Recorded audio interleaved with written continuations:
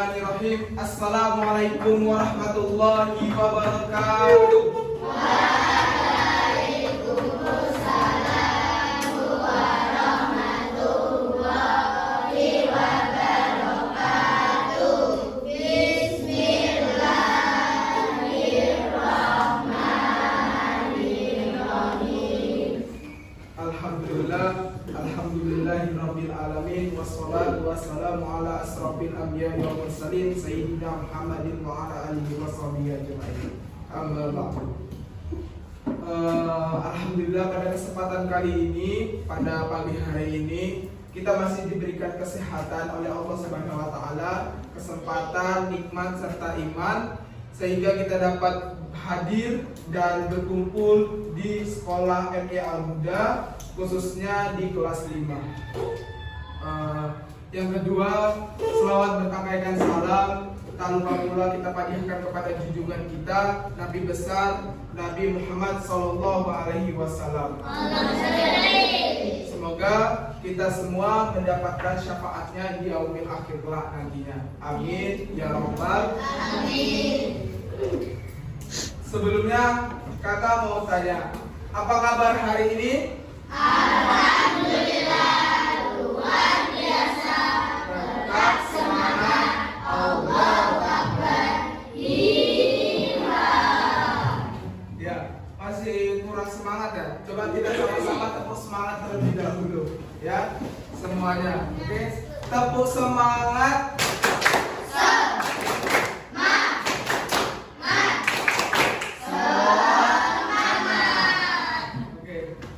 Pada pagi hari kita harus memulai pembelajaran dengan semangat. Tak lupa pula nanti juga kita akan berdoa. Sebelum kegiatan berdoa, kakak izin bertanya, ada yang tidak hadir pada hari ini? Siapa? Anissa sakit, selanjutnya? Gara-gara alasannya? Tanpa keterangan. Apa? Baik, ada dua teman kita yang tidak hadir pada hari ini. Sama tiga berarti ada 3 orang yang tidak hadir pada hari ini. Selanjutnya, kakak minta ke teman-teman supaya memimpin doa terlebih dahulu. Kepada ketua kelas, monggo dipersilakan.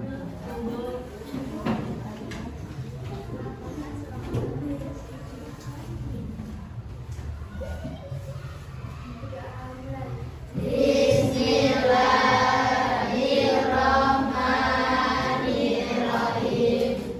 Alhamdulillahirabbil alamin. Ar-Rahmanirrahim. Maliki yaumiddin. Iyyaka na'budu wa iyyaka nasta'in. Ihdinas siratal mustaqim. Siratal ladzina an'amta 'alaihim ghairil maghdubi 'alaihim waladdallin.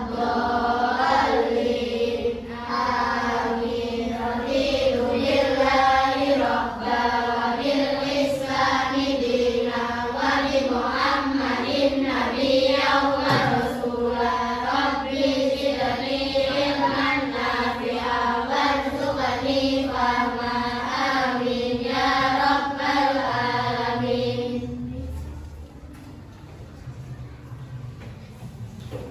Baik, terima kasih kepada ketua kelas yang telah memimpin kita berdoa pada pagi hari ini. Selanjutnya yaitu kita memasuki materi.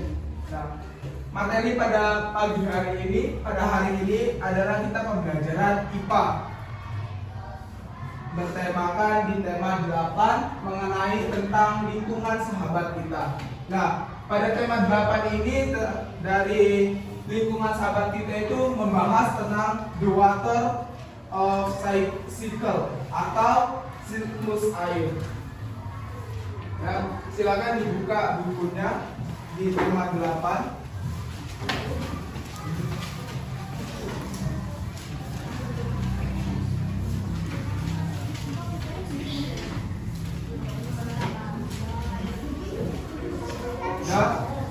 Yang pertama kita membahas tentang introduction.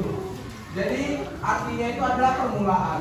Nah, kita pelajari terlebih dahulu air itu apa. Nah, jadi air itu sangatlah penting bagi kehidupan kita sebagai makhluk hidup. Tanpa adanya air, mungkin bisa saja kita akan mati. Selanjutnya juga tanpa air itu semua makhluk hidup bakalan tadi merasa kekeringan, kehausan, bahkan kematian pun terjadi karena tidak ada air. Nah, selain itu juga air sangat digunakan dalam kegiatan sehari-hari, khususnya kegiatan oleh manusia. Yang pertama yaitu air itu untuk kita minum, yang kedua mencuci pakaian dan piring mungkin dan sebagainya. Terus air kita gunakan sebagai mandi dan juga air digunakan sebagai irigasi. Nah, irigasi contohnya adalah waduk untuk pembangkit listrik tenaga air. Nah, itu. Selanjutnya, tapi zaman sekarang air bersih itu sangat minim. Kenapa? Karena perbuatan manusia itu sendiri. Dari mulai manusia membuang sampah sembarangan di sungai, terus melakukan penebangan pohon secara liar, dan juga manusia ini membuang limbah-limbah dari pabrik itu langsung ke sungai ataupun ke laut. Jadi air-air sekarang itu tercemar oleh kotoran-kotoran yang ada di yang kita gunakan pada kegiatan sehari-hari. Nah, cara untuk merawat dan menjaga kelestarian air itu ada beberapa hal yang dapat dilakukan. Yang pertama itu kita harus menghemat ke penggunaan air bersih. Jadi sehabis kita mandi itu kalau bisa kerannya langsung dimatikan, terus penggunaan airnya itu secukupnya saja. Jangan sampai air itu melimpah ruah ketika kita menggunakannya dan kita lupa untuk mematikannya. Terus yang kedua, itu kita membuang sampah pada tempatnya. Jangan sampai kita membuang sampah tidak pada tempatnya. Khususnya jangan sampai kita membuang sampah di aliran sungai. Nah, selanjutnya yaitu mencegah penebangan pohon secara liar. Nah, jadi ini menebang pohon secara liar ini biasanya dilakukan oleh pabrik-pabrik untuk melakukan pembangunan. Jadi melakukan pembangunan, penebangan itu harus diganti atau disebut dengan reboisasi. Jadi pemilik perusahaan harus bisa mengganti lahan hutan yang telah digundul atau hutan yang telah ditebangi, ya. Dan tadi itu adalah mengadakan reboisasi. Nah, ini kakak ada menampilkan video, silakan disimak bareng-bareng. Nanti ada pertanyaan sedikit mengenai video, ya. Oke, silakan diperhatikan videonya. Nanti bakalan kakak tanya apa yang ada di video yang kita lihat ini. Halo adik-adik, hari ini kita akan jalan-jalan keliling Indonesia, menikmati keindahan sumber daya alam air. Kalian siap-siap semua? Yuk kita berangkat. Kita awali perjalanan ini dari Pulau Sumatera, tepatnya di Provinsi Sumatera Utara. Wow, itu Danau Toba. Danau Toba merupakan danau terbesar di Indonesia loh. Oleh masyarakat sekitar, air di Danau Toba dimanfaatkan sebagai sumber air minum. Selain itu, Danau Toba juga merupakan objek wisata yang terkenal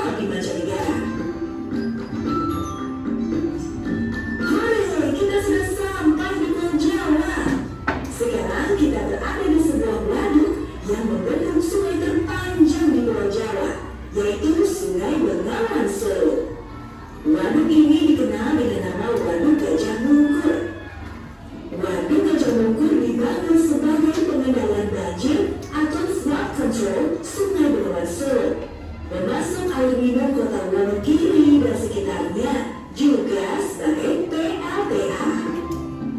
Di mana kita sekarang?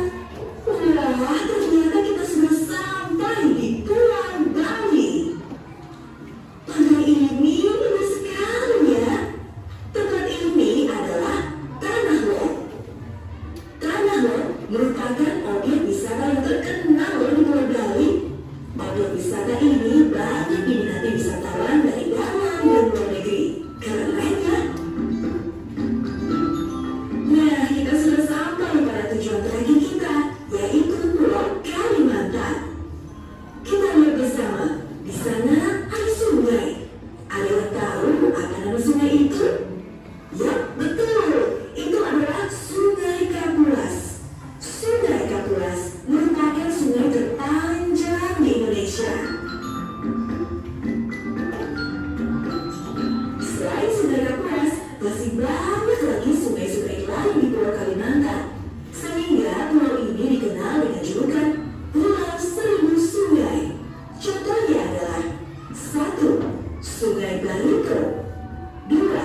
Sungai Martapura, 3. Sungai Mahakam, 4. Sungai Negara. Masyarakat di Pulau Kalimantan banyak memanfaatkan sungai untuk berbagai hal, antara lain 1. Sebagai habitat dari berbagai hewan air. Sungai Kapuas misalnya merupakan rumah bagi lebih 700 jenis ikan dengan sekitar 12 jenis ikan langka dan 40 jenis ikan yang terancam punah. 2. Sarana transportasi yang menghubungkan satu daerah dengan daerah lain. 3. Sumber mata pencaharian untuk menambah penghasilan keluarga dengan menjadi nelayan atau menangkap ikan secara tradisional. 4. Sebagai tempat kegiatan jual beli yang dikenal dengan istilah pasar terapung. Nah, adik-adik, tadi kita telah menikmati keindahan sumber daya alam air pada beberapa daerah di Indonesia. Ternyata sumber daya alam air memiliki banyak manfaat bagi masyarakat di berbagai bidang. Air merupakan kebutuhan yang sangat penting bagi makhluk hidup di kehidupan sehari-hari. Tanpa air, makhluk hidup akan mati. Untuk itu, kita wajib memanfaatkan air dengan bijak. Adakah yang tahu bagaimana cara memanfaatkan air dengan bijak? Ayo kita simak cerita berikut ini ya. Adik. Apa yang sedang kamu lakukan? Ya ayah, aku habis bermain air dan menyiram tanaman. Adik, menggunakan air itu boleh. Setiap orang mempunyai hak untuk memanfaatkannya. Memangnya ada apa ayah? Oh, melihat apa yang baru saja kamu lakukan. Saya menggunakan air. Ayah bilang setiap orang berhak menggunakan air. Betul apa yang kamu katakan. Tetapi selain berhak menggunakan air, setiap orang juga punya kewajiban untuk memanfaatkannya dengan baik. Aku tadi menyiram tanaman, bukannya menyiram tanaman itu perlu. Iya, tanaman harus kita siram. Tetapi menyiram tanaman tidak boleh berlebihan. Dan juga setelah menggunakan air, jangan lupa tutup keran airnya. Oh, aku tahu ayah. Berarti bermain-main air juga tidak boleh ya? Ya, bagus anakku. Mari kita manfaatkan air dengan baik. Dalam memanfaatkan sumber daya alam air, kita harus memperhatikan hak dan kewajiban. Apa itu hak? Hak adalah segala sesuatu yang kita terima, sedangkan kewajiban adalah segala sesuatu yang kita laksanakan. Hak kita dalam memanfaatkan air di antaranya: A. Mendapatkan layanan air bersih. B. Memanfaatkan air untuk kebutuhan sehari-hari. C. Memanfaatkan air tanah di lingkungan rumah kita. D. Terhindar dari tindakan diskriminasi dalam pemanfaatan air. Kewajiban kita dalam memanfaatkan air di antaranya: A. Memanfaatkan air secukupnya.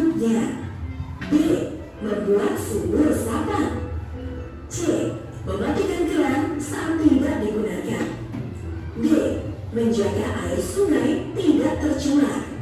Nah, ayo mulai sekarang adik-adik memanfaatkan air dengan benar ya. Aku harus cuci tangan setelah bermain. Dan jangan lupa tutup keran air setelah digunakan ya teman-teman. Aku cinta tanamanku. Aku siram setiap hari. Aku menyiram dengan gembok untuk menghemat air. Ayahku membuat sumur resapan untuk menyimpan air hujan. Nah, adik-adik sudah tahu kan bagaimana cara memanfaatkan air dengan baik ya? Adik-adik, tadi kita sudah melihat yang dilakukan Adi dalam gambar.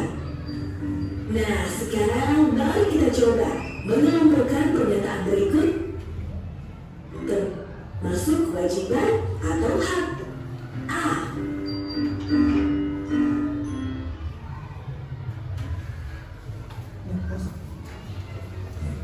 Memperhatikan videonya.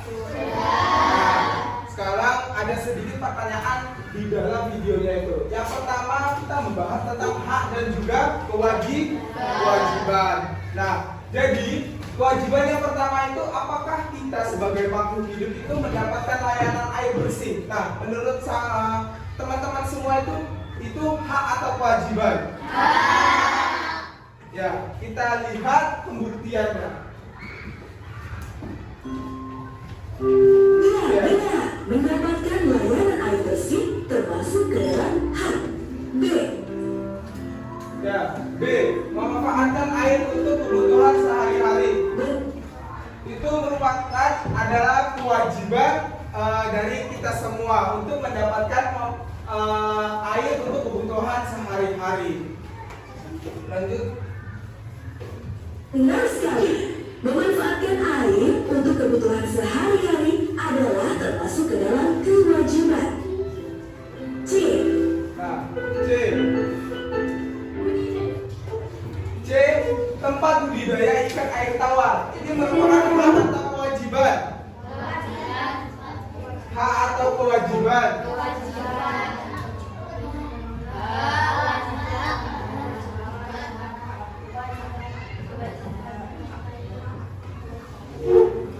Oke, ada sebagian yang menjawab hak dan juga ada yang menjawab kewajiban.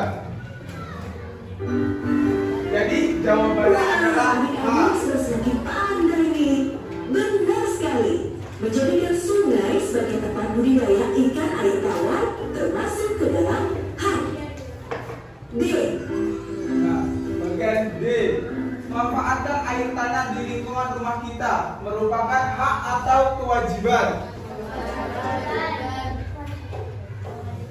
Ya, jawabannya adalah kewajiban. Memanfaatkan air tanah di lingkungan rumah kita termasuk ke dalam hak.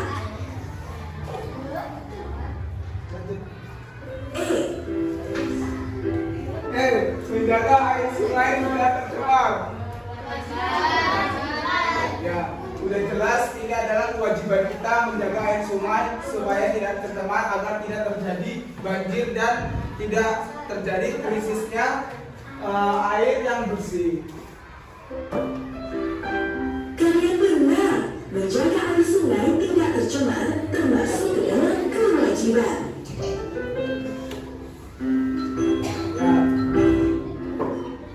Ini merupakan jawaban tadi ya, kelompok hak dan kewajiban. Hak itu yang pertama mendapatkan layanan air bersih, yang kedua tempat budidaya ikan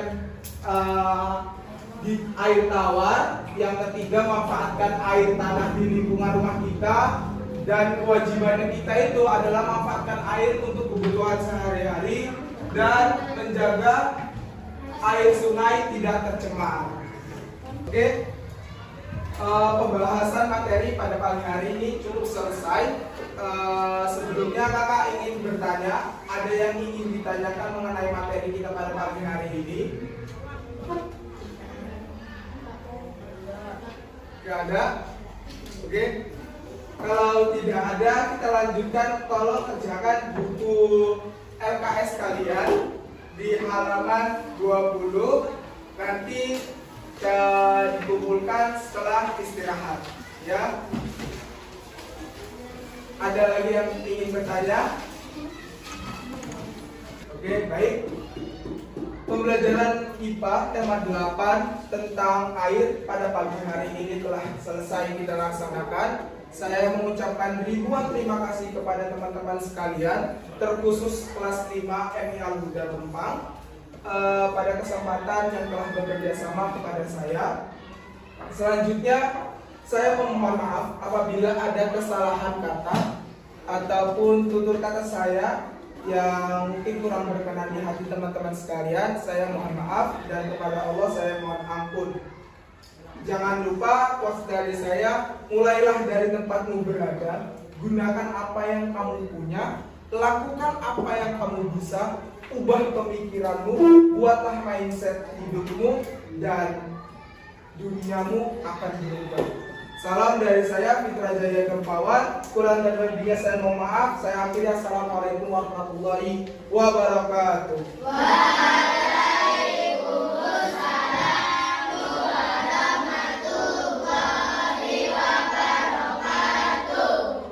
Baik, selanjutnya kakak ingin bertanya kepada teman-teman semua, ya, mengenai materi tadi.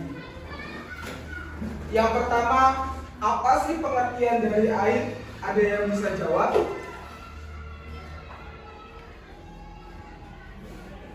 Ya, monggo Abida.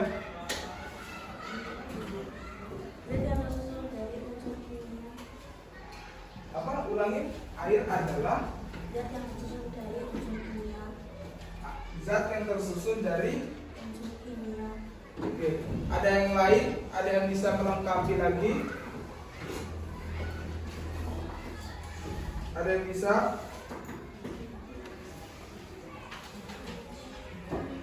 Jadi kakak jelasin ya. Air merupakan zat yang tersusun dari unsur kimia hidrogen dan juga oksigen. Jadi air itu berbentuk 3 zat. Yang pertama ada zat padat, yang kedua ada zat cair, dan yang ketiga ada zat gas. Nah, kalau zat padat itu, air itu sering terjadi di kutub utara dan juga kutub selatan. Nah, kegiatan air tersebut yang zat padat itu adalah disebut dengan es. Sedangkan kalau cair, secara umumnya air memang berbentuk cair. Sedangkan di zat gas itu kita dapat lihat kalau kita memasak air di panci, ketika air mengalami penguapan, di atas, di bagian penutupnya itu terdapat embun. Nah, embun tersebut itu disebut dengan air. Nah, jadi pada kegiatan tersebut itu disebut dengan gas. Jadi pengertian dari air merupakan suatu zat yang terdiri dari unsur kimia hidrogen dan juga oksigen yang terbentuk dari 3 zat. Yang pertama zat apa? Zat cair, yang kedua zat gas, dan yang ketiga zat padat. Selanjutnya kakak ingin bertanya kepada Wildan, apa manfaat dari air? Selanjutnya mencuci baju, minum.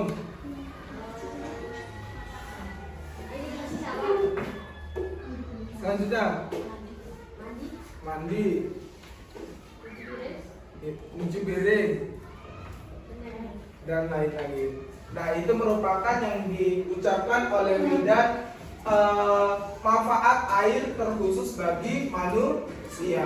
Coba yang dari hewan dan juga tumbuhan, ada yang bisa jawab? Safa? Dan manfaat air dari tumbuhan itu sebagai apa?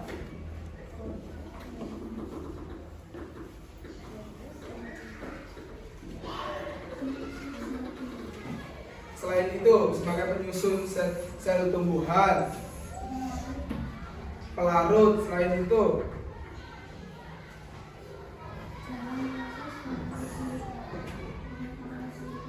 Ya, sebagai proses fotosintesis. Terus kalau untuk hewan, siapa ya? Akila. Manfaat air dari untuk tumbuh hewan itu apa?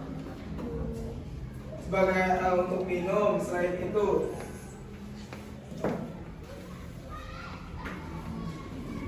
teman-temannya ada yang bisa bantu jawab? Kalau manfaat air untuk hewan itu apa? Yang pertama sebagai minum, yang kedua membersihkan diri, terus yang ketiga sebagai tempat hidup bagi makhluk hewan air. Selanjutnya kakak ingin bertanya, sumber air tadi kan ada dua. Yang pertama dari permukaan tanah dan yang kedua dari dalam tanah. Nah, contoh dari permukaan tanah, siapa yang bisa menjawab? Sumber air contoh dari permukaan tanah. Adila? Sumur merupakan sumur itu dari dalam tanah. Yang dari permukaan tanah, ya, danau, sungai, waduk, selanjutnya laut. Ya. Nah, jadi sumber air yang berasal dari permukaan tanah itu adalah tadi sungai, laut, waduk, dan juga danau. Sedangkan yang dalam tanah itu merupakan disebut dengan sumur. Baik, setelah kita melihat video dan sedikit bertanya tentang video tadi, sekarang kita memasuki materi. Jadi materi kita adalah the water. What do you think about the water? Ada yang bisa menjawab? Jadi itu apa yang dimaksud dengan air? Ada yang bisa menjawab? Tidak? Ya, kakak lanjutkan. Jadi banyak yang mengatakan bahwasanya air itu sebagai sumber kehidupan makhluk hidup. Nah, di sini kakak ingin bertanya, apa sih sebenarnya air itu? Terus apa sih manfaat air bagi kehidupan makhluk hidup? Selanjutnya itu apakah kehidupan tanpa air itu bisa berjalan? Terus apakah pos di atas yang air sebagai sumber air sebagai sumber kehidupan makhluk hidup itu sesuai dengan realitanya. Nah, pada kesempatan kali ini kita bahas dengan sampai tuntas. Nah, yang pertama yaitu air sebagai sumber kehidupan. Jadi, air merupakan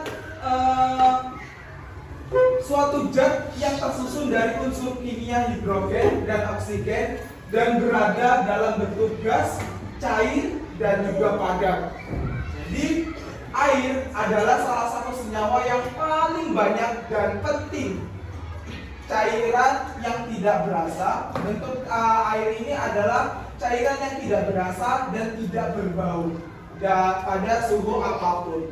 Jadi, air juga memiliki kemampuan penting untuk melakukan banyak zat lainnya. Nah,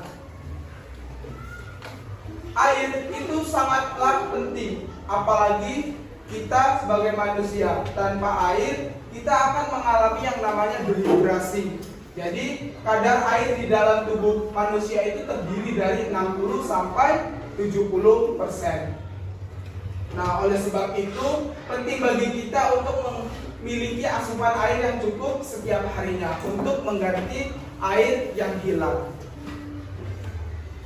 Nah, yang kedua yaitu karakteristik air.